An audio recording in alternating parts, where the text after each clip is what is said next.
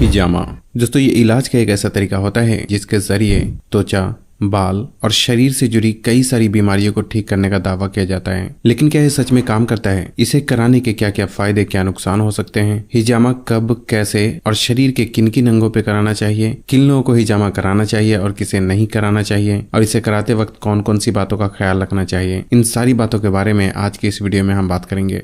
सबसे पहले बात करते हैं कि हिजामा होता क्या है और ये किस तरह से काम करता है। दोस्तों एक समय के बाद हमारे शरीर का गंदा खून चमड़ी के नीचे वाले हिस्से में आकर जमा होता है, जिसे शरीर से बाहर ना निकालने पर ये कई सारी बीमारियों का कारण बनता है। और इसी गंदे खून को निकालने के लिए हिजामा थेरेपी का इस्तेमाल किया जाता है, जिससे कि खून साफ होता है और कई सारी बीमारियां धीरे धीरे ठीक होने लगती है। वैसे हिजामा को कपिंग थेरेपी के नाम से भी जाना जाता है, जो कि ऑलमोस्ट 3 तरीके के होते हैं: डायनेमिक कपिंग, ड्राई कपिंग और wet cupping. Basically dynamic cupping शरीर में मसल स्ट्रक्चर को सॉफ्ट करने और ब्लड के सर्कुलेशन को इम्प्रूव करने के लिए किया जाता है। ड्राई कपिंग की प्रक्रिया में कप के अंदर वैक्यूम क्रिएट किया जाता है, जिससे कि आसपास के गंदे खून कप के नजदीक आकर जमा हो जाते हैं। और वेट कपिंग की प्रक्रिया में स्किन पर हल्के हल्के कट लगाकर उस गंदे खून को बाहर निकाला जाता है। बेसिकली हिजामा ड्राई कपिंग और वेट कपिंग का एक कॉम्बिनेशन होता है, जिसमें पहले ड्राई कपिंग के जरिए गंदे खून को कप के आसपास ट्रैप किया जाता है और फिर हल्के हल्के कट लगाकर उस खून को खींचकर बाहर निकाल दिया जाता है।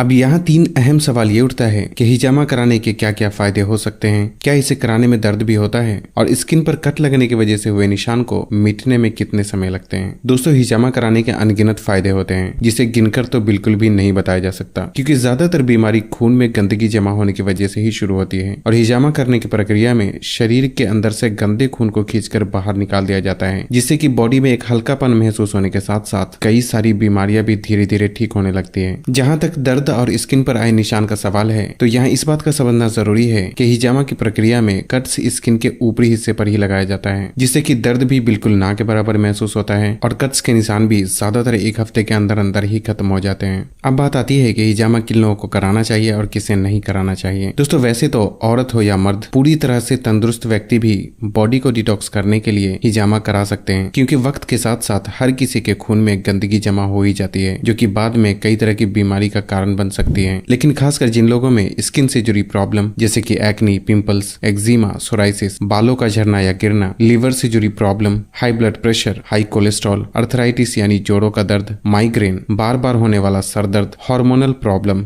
जैसे कि थायराइड, पीसीओडी, मोटापा, सेक्सुअल प्रॉब्लम, बार बार सर्दी जुकाम होना, अस्थमा, इनफर्टिलिटी यानी औरतों और मर्दों में औलाद न होने की समस्या, कमजोर पाचन और इम्यूनिटी पावर को बढ़ाने के लिए भी हिजामा करवाना एक बहुत ही बेहतर ऑप्शन हो सकता है। लेकिन ध्यान रखें कि जिन लोगों को बुखार, डायबिटीज, एपिलेप्सी और लो ब्लड प्रेशर की प्रॉब्लम है, या जो लोग खून पतला होने की दवा का इस्तेमाल करते हैं, तो उन्हें बिना डॉक्टर की सलाह के हिजामा नहीं करवाना चाहिए, क्योंकि इस सिचुएशन में बहुत ही एहतियात की जरूरत होती है। इसलिए ऐसे में हिजामा करवाने से फायदे के बजाय नुकसान भी हो सकता है। हालांकि आप हिजामा करने वाले से भी ये बात पूछ सकते हैं। यहाँ एक सवाल ये भी उठता है कि कितनी उम्र के लोगों को हिजामा करवाना चाहिए। दोस्तों वैसे तो हिजामा करवाने के लिए कोई खास उम्र मुकर्रर नहीं है, क्योंकि ये व्यक्ति के फिजिकल सिचुएशन पे डिपेंड करता है। लेकिन फिर भी 12 साल से कम और 50 साल से उम्र के ज्यादा लोगों को हिजामा नहीं करवाना चाहिए, या फिर अगर कराते भी हैं तो कोई माहिर हिजामा थेरेपिस्ट की सलाह जरूर लेना चाहिए।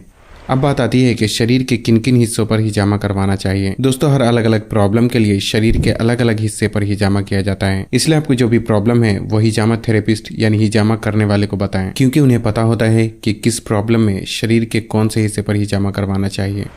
अब बात आती है कि कब करना चाहिए। दोस्तों वैसे तो हिजामा कभी भी कराया जा सकता है, लेकिन सोमवार, मंगल और जुमेरात के दिन को हिजामा कराना सुन्नत तरीका माना जाता है। दोस्तों हदीस में आता है कि मेराज पे मोहम्मद सल्लल्लाहु अलैहि वसल्लम को अल्लाह सुब्हानहू तआला के फरिश्ते ने हिजामा कराने की सलाह दी थी, इसलिए इसके नुकसान का सवाल ही नहीं होता। लेकिन इसे कराने में की जाने वाली गलतियों की वजह से नुकसान जरूर हो सकता है, इसलिए हिजामा कराते वक्त कुछ बातों का खास ख्याल रखना चाहिए। सबसे पहले ये समझना जरूरी है कि अभी के टाइम में जिन लोगों को हिजामा का हा भी नहीं आता, वो भी पैसे बनाने के लिए दुकान खोलकर बैठे हैं। लेकिन आपको हमेशा ही उनसे हिजामा कराना चाहिए जिनके पास हिजामा करने का अच्छा खासा एक्सपीरियंस होने के साथ साथ वो इस फील्ड में माहिर हो। दूसरा ये कि हिजामा करने से पहले आपके मन में जो भी सवाल हो वो हिजामा करने वाले से जरूर पूछें, और साथ ही अपनी मेडिकल हिस्ट्री भी अपने हिजामा थेरेपिस्ट को जरूर बताना चाहिए। और तीसरी बात ये कि आपको वहाँ हिजामा कराना चाहिए जहाँ साफ सफाई का खास ख्याल रखा जाता हो, और स्किन पर कट लगाने के लिए हमेशा ही नए ब्लेड का इस्तेमाल किया जाता हो। हो, क्योंकि पहले से किसी और पर इस्तेमाल किए गए ब्लेड का दोबारा इस्तेमाल करने से ये फायदे के बजाय नुकसान पहुंचा सकता है। दोस्तों कुछ बातों का हिजामा करने के बाद भी ख्याल रखना बहुत जरूरी होता है, जिसमें हिजामा कराने के बाद कम से कम 24 घंटे तक कट लगाई गई जगह को पानी के संपर्क में आने से बचाना चाहिए और साथ ही कम से कम 24 घंटे तक एक्सरसाइज, धूप में निकलना और ऐसा कोई भी काम नहीं करना चाहिए जिससे कि पसीना निकले, क्योंकि स्किन पे लगाए गए कट्स ताजे होने की वजह से पसीने में मौजूद बैक्टीरिया नुकसान पहुंचा सकता है। साथ ही खाने में 2-3 दिन मिल्क प्रोडक्ट और नॉन वेज से परहेज करना चाहिए ताकि स्किन पे लगाए गए कट्स जल्दी हील हो सके। लेकिन 2 से 3 दिन के बाद आप सब कुछ पहले की तरह कर सकते हैं और अगर आप चाहे तो एहतियातन ये सारी बातों के बारे में हिजामा करने वाले से भी पूछ सकते हैं। दोस्तों इस वीडियो के पार्ट 1 में मैंने ये बताया था कि शरीर के अंदर जमी गंदगी को किस तरीके से साफ किया जा सकता है, इसलिए उस वीडियो को भी जरूर देखें, लिंक आपको डिस्क्रिप्शन में मिल जाएगी। बस आज के लिए इतना ही। अगर वीडियो पसंद आई हो तो इसे लाइक और शेयर करने के साथ साथ चैनल को सब्सक्राइब करना भी ना भूलें और तब तक के लिए अपना ख्याल रखें। अल्लाह हाफिज।